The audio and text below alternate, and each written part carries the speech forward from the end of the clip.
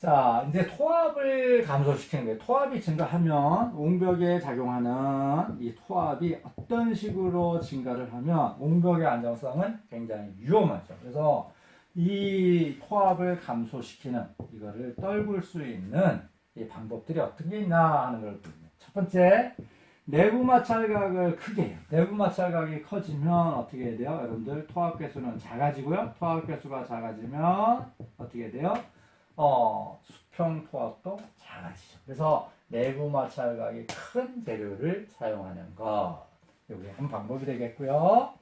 자, 배수층을 설치를 해요. 이쪽에 지하 수위가 올라가지 않도록 여기다가 배수층을 또는 이렇게 배수층을 지금 설치를 한다. 이런 얘기예요. 그래서 수압이 이렇게 추가적인 수압이 작용하지 않도록 최대한 막는다. 이런 작업이 있고요. 자, 이것도 지금 유사한 얘기예요. 위폴 또는 필터 설치. 자, 여기에 배수층을 이렇게 두고요. 물이 빠져나가는 둔다는 얘기죠. 그러고 나서 여기다가 구멍을 뚫었어요. 옹벽에. 그러니까 옹벽이 있으면 구멍이 뚫려 있는 거예요. 벽자를 뚫어야겠죠? 구멍을 뚫어서 이쪽으로 들어온 물이 만약에 들어왔으면 바로 이렇게 빠져나갈 수 있게 구멍을 이렇게 뚫어놓은 거, 얘를 우리가 위폴하고 얘기해요. 그래서 우리가 눈물구멍 뭐 이렇게 부르죠. 그래서 지금 만약에요, 여러분들 여기를 막혔다, 꽉 막았다, 물이 여기 안 빠지게 해서 수위가 여기까지 올라갔다, 그러면 어떻게 돼요? 대단히 위험한 겁니다. 그래서 여러분들 위폴이 지금 이런 여러분들 오해를 할까봐 왕왕 정말 이거는 조금 너무 무지해서 나오는 건데 옹벽에다 구멍을 뚫어놨단 말이야.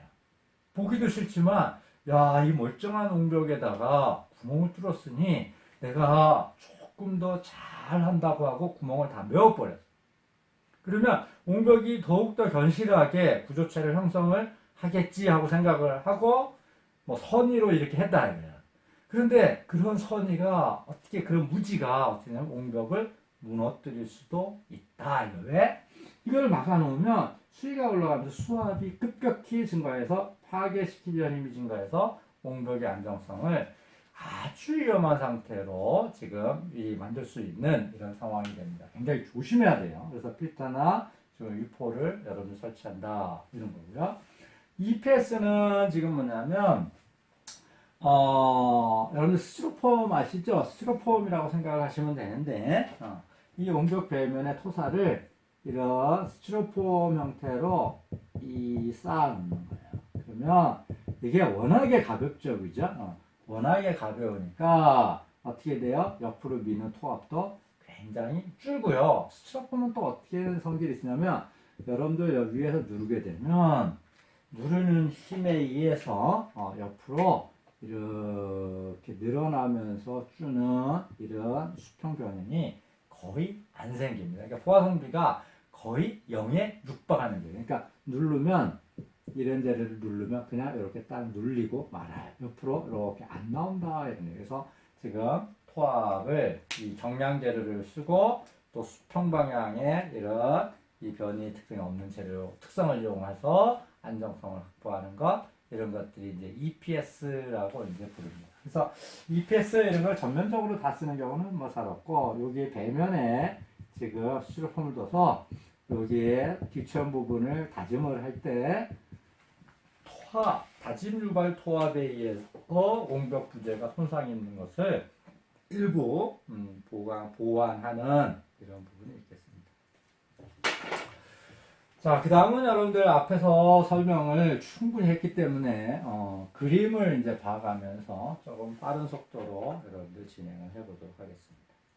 자, 보강통벽, 그죠? 층이 어떤 보강계를 쌓고 지금 하는 형태를 우리가 보강통벽이라고 얘기를 한다 하고 얘기했고요. 뭐 보강제를 어떻게 하냐, 뭐 이런 세부적으로 이런 세부적인 것까지는 여러분들이 모르셔도 됩니다.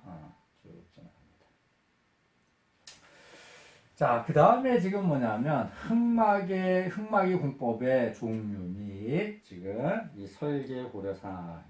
그래서 수평력을 봤는데 옹벽하고는 약간 지금 이제 다른 상황입니다. 굴착 과정 중에 지금 옆에 오는 흙을 막는 것을 흙막이라고 얘기를 합니다. 예를 들면 이렇게 봅시다. 이런 부지가 있어요. 그래서 여기다가 내가 건물을 짓고 싶어요. 그런데 지하를까지 내가 건물을 짓고 싶습니다. 지하층을 두고 싶어요. 그러면 어떤 식으로든 이 지하층까지를 굴착을 해내야 되겠죠. 이렇게 만들어야 될 거예요. 그죠? 이렇게 만들어내 놓으면 옆에 어떻게 돼? 이게 수직으로 또는 하여튼 상당히 경사도를 가지고 있으니까 옆에 미는 힘에 의해서 이게 붕괴가 돼버려. 붕괴가 돼서 올라온다. 이런 얘기예요. 그러니까 얘가 붕괴가 되면 안 되니까 어떻게 돼요? 이 부분을 안 붕괴가 되도록, 붕괴가 되지 않도록 이렇게 딱 막아 있는 거예요. 그래서 이렇게 막아 있는 것을 뭐라고 얘기하냐면 흙막이 벽체라고 얘기를 합니다. 자, 그리고 이거를 만약에 당구간 길이가 좀 짧다, 뭐 수십 메타 정도다 하고 한다면 이런 H빔이나 강봉을 가지고 이렇게 막아 놓을 수 있죠. 이렇게 걸쳐 놓는 거예요. 그러니까 이 굴착을 내는 걸 양쪽에 이렇게 딱 버티고 있는 거예요. 이런 거를 우리가 버팀대, 스트러트라고 이제 얘기를 합니다. 이럴 수도 있고요.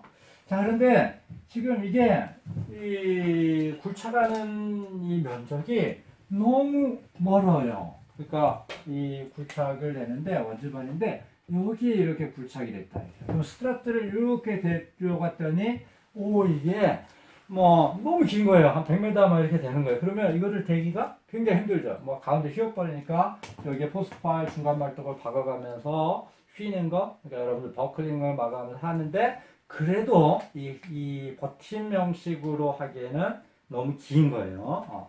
그럴 때는 어떻게 하는 방법이 있느냐 하면 이 벽체를요, 얘를 아까 얘기했던 그라운드에 하는 거예요. 그래서 지금 요 부분에 이 안정성을 확보하는 것 이거죠. 자, 근데 요 그라운드 앵커는 어떤 문제가 있냐면 이 옆에 있는 이 부지를 쓰네요. 이 지하 공각이니 하지만 그래서 물론 나중에 이제 이 그라운드 앵커가 어떻게 보면 제거식 나중에 가설을 끝나면 얘를 뽑아서 없애는 이런 부분이 있고요. 아니면 영구적으로 쓰는 영구 앵커도 있습니다. 아까 옹벽 형태의 지금 쓰는 영구 앵커 이런 것도 있고 굴착 공사가 완료되면 다 지하층이 완료되면 뽑아버린 제거식 앵커도 있어요.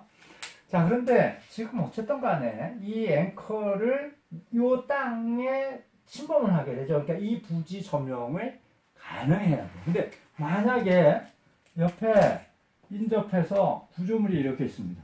그래서 여기 지하층이 있어요. 여기다가 앵커를 찌를 수가 없잖아요. 그죠?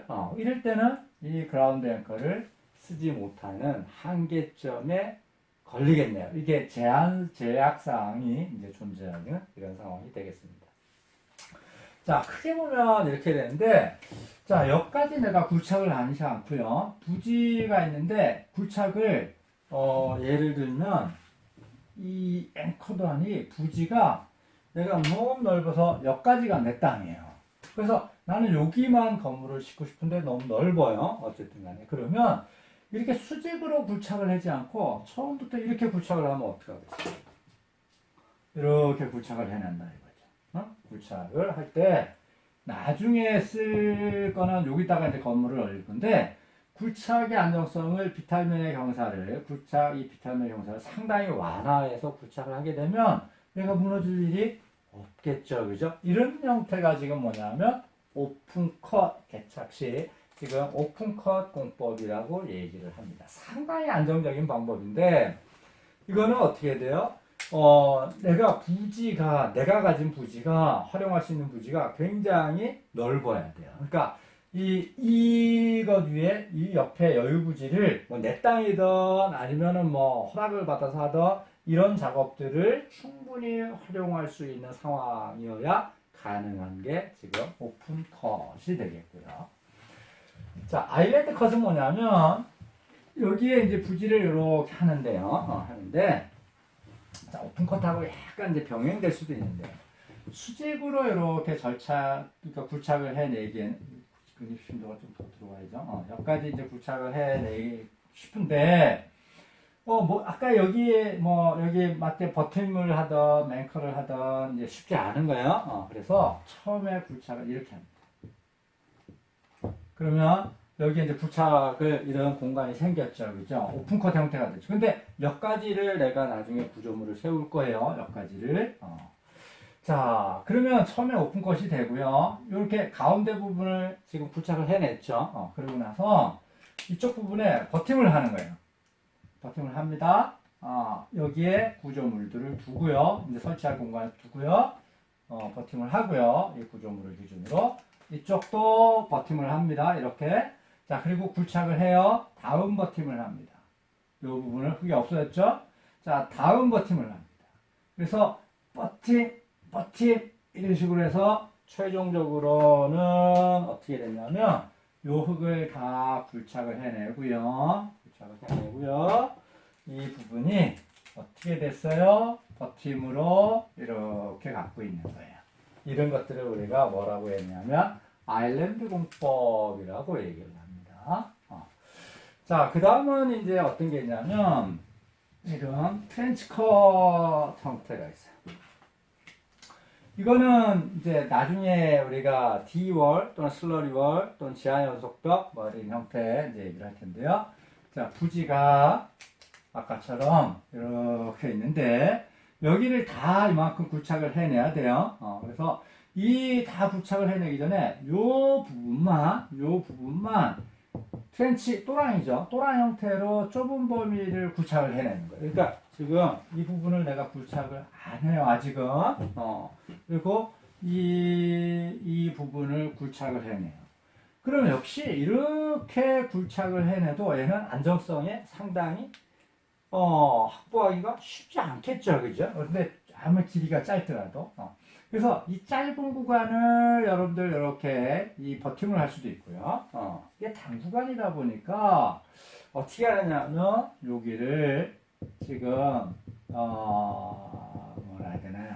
슬러리 벤토나이트용의 그러니까 이거는 뭐냐면 만약에요 이쪽이 여러분들 물이 안 새고 이렇게 물이 채워졌다고 하면 옆에서 미는 이 토합을 물의 수압으로 충분히 저항을 해서 벽체 안정성을 확보할 수 있을 거예요. 근데 물이면 어떻게 돼? 다 이렇게 스며들어서 지금 수압이 발현을 못 하잖아요. 그래서 스며들지 않고 이 압을 유지할 수 있는 것 이게 지금 이 슬러리예요. 그러니까 여러분들 옛날 그 에일리언 이런 영화 보면 외계인이 아주 재수없이 칙칙 침 뱉는 게 끈적한 거, 이런 하여튼 제가 극단적인 비유를 들자면 이런 거 그런 것들을 여기다가 채워놓고요. 얘가 벽체 안정성을 확보한 후에 이 부분에 철근 조립해서 하고 그 다음에 여기다가 벽체를 형성시킵니다. 강한 벽체를 형성시킵니다. 그래서 두께 80cm, 1.1m, 1.2m, 아니면 더 1.5m 상당히 두꺼운 벽체를 형성을 시켜 놓은 후에 됐죠? 벽체가 나왔죠? 자, 그러고 나서 지금 지표면에서 보기에는 흙 속에 있는 벽체가 있고 이런 상황에서 여기를 이제 굴착을 해내는 거예요. 그래서 이런 방법을 뭐라고 얘기하느냐? 트렌치컷이라고 얘기를 한다. 이런 얘기.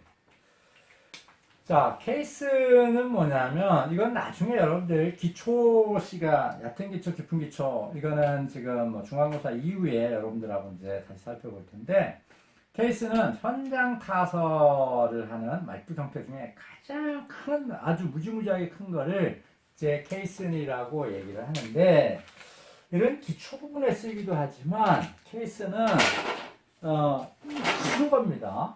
이런 원통에 가운데 비어 있는 거예요. 이런 것들이 어떻게 사이즈는 큰 거고요. 이런 것들이 케이스니 이거를 여러분들 이 주평면에 놓고요. 이 안에 들어가서 이 케이스는 있죠. 이 안에 들어가서 부착을 해내는 거예요. 그러면 어떻게 돼요? 여기까지 부착해놓은 케이스니 더 들어갑니다. 이 자중 케이스는 자중에서 들어가면서 케이스는 자중에 의해서 들어가면서 요 벽체에 어떻게 돼? 토합을 저항하는 것. 얘를 저항하고 있죠. 이런 것들을 우리가 케이슨 공법 이렇게 지금 이렇게 하기도 합니다. 많이 쓰여지는 방법은 잘 아니겠죠. 뭐 하여튼 있을 수 있는 방법이고요. 자, 여기 있는 역타공법이에요.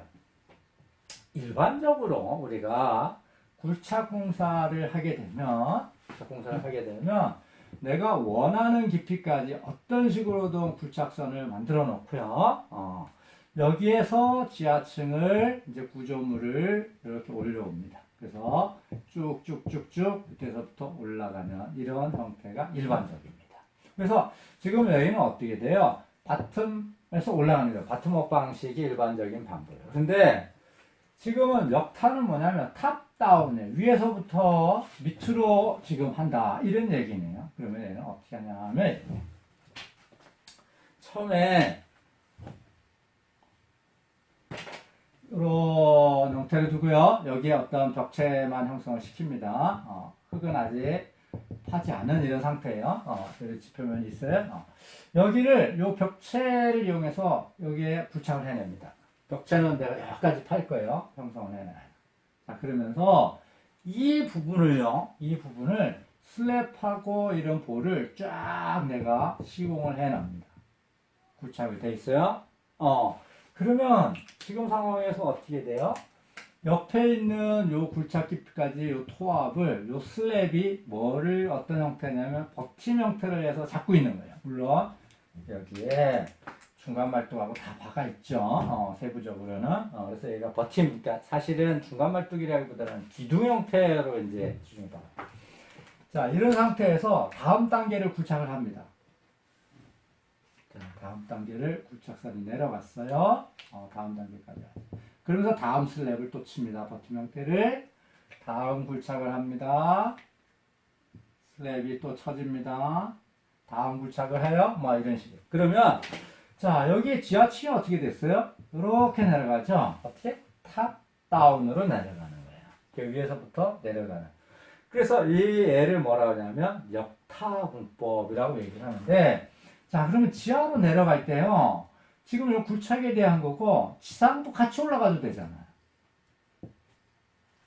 정리만 꼭 그렇지 않아도 되는데 내가 공사 기간을 굉장히 확 줄이고 싶다 그러면 밑으로 내려가가 동시에 이 지상층은 올라갈 수 있겠죠. 그죠?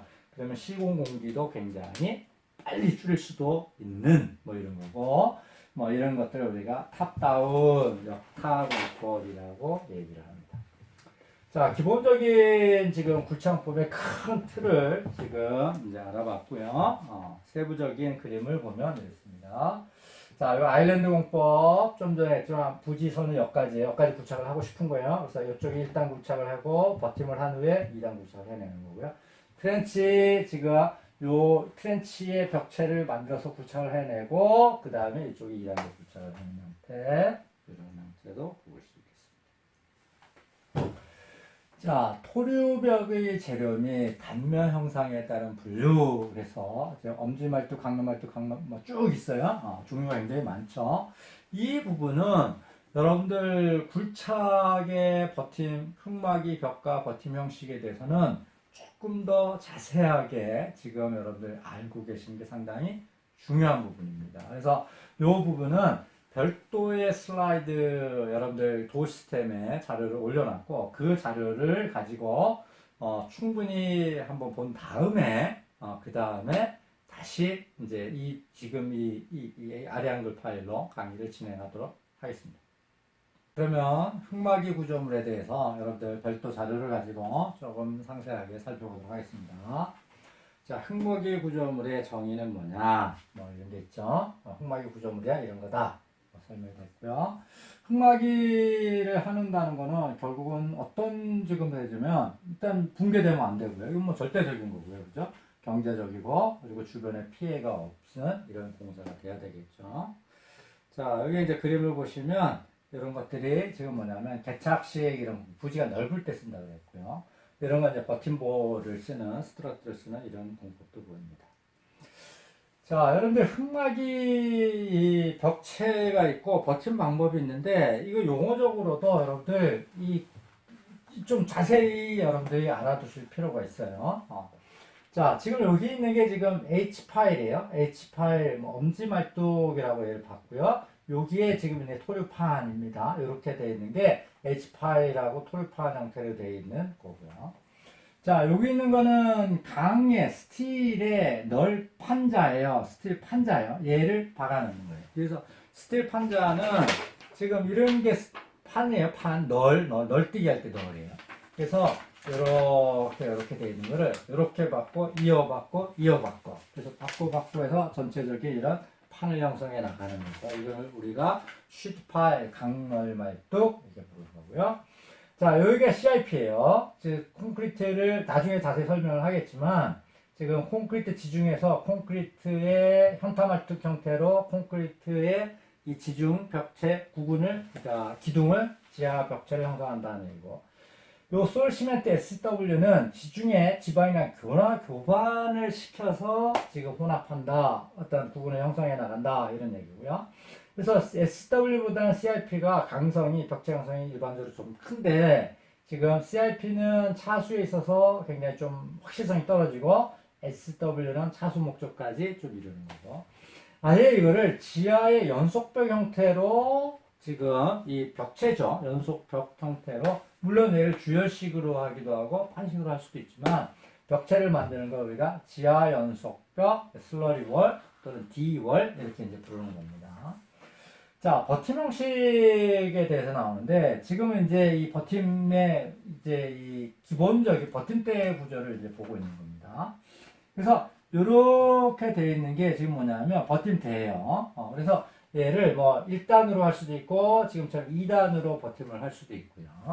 가운데 얘가 휘면 안 되니까 중간 말뚝을 박죠. 그래서 얘를 우리가 지금 중간 말뚝 또는 포스트 파일 이렇게 부르는 거고요.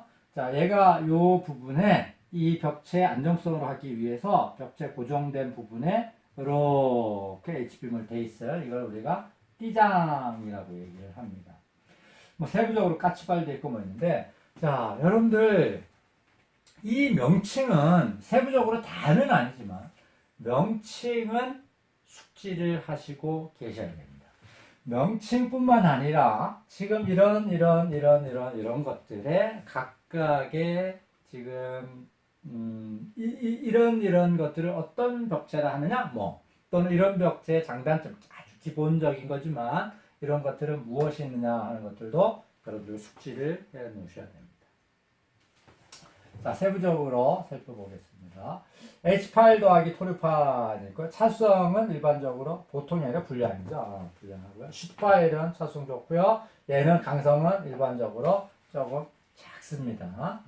SW 있고요. CIP 있고요. 아까 이게 D월, 다이어프램 월, 뭐 슬러리 월, 뭐 부르는 거예요. 지중 연속벽, 뭐 저런 것들이 이제 보입니다. 자, 이 정도. 이걸 다 기억하실 필요는 없고요. 여러분들, 이거는 나중에 여러분들 응용지방공학에서 아마 조금 더 자세히 보실 수도 있으실 것 같아요. 자, 지금 이제 흑막의 이제 지보 공법의 이제 종류를 보면, 이제 스커트, 버튼대를 쓰는 게 있고요. 그래서 H빔을 할 수도 있고, 강관을 쓸 수도 있습니다. 자, 이 어스 앵커 또는 그라운드 앵커 같은 거라 그랬죠. 그래서 지금 여기에 패커가 있고, 여기에 부분이 조금 이렇게 크게 이렇게 그려져야 될 텐데, 그래서 여기에 힘을 갖고 당겨서 이 벽체를 꽉 누르는, 당겨서 붙여버리는 이런 그라운드 앵커가 있고요. 소일 레일링은 그냥 꽂아놓는 이런 형태도 있습니다. 그래서 지금 소일 레일링 형태로 지보를 형성하게 되면 이 상당한 변형을 유발하면서 지금 지보의 안정성을 확보되는 이런 특징들도 조금 보시게 됩니다. 자, CIP 공법 사진들 볼까요? 자, 여기에 지금 CIP를 설치하고 있는 거고요. 이쪽에 설치돼서 굴착한 다음에 이런 콘크리트 기둥이 있는 거죠. 이거를 기둥이 사전에 설치되어 있던 게 지금 어떻게 돼요? 이게 굴착을 해내면서 이제 드러나게 되는 거죠. 자, 역시 CIP 형태를 보고 있습니다. 지금 보시면 어떻게 돼요? 이게 막 철근이 구근이 형성이 잘 안 되고 이렇게 이건 잘못한 거예요. 이런 일들이 있으면 즉시적으로 대응을 조금씩 해줘야 되죠. 이런 구체 공사가 있고요.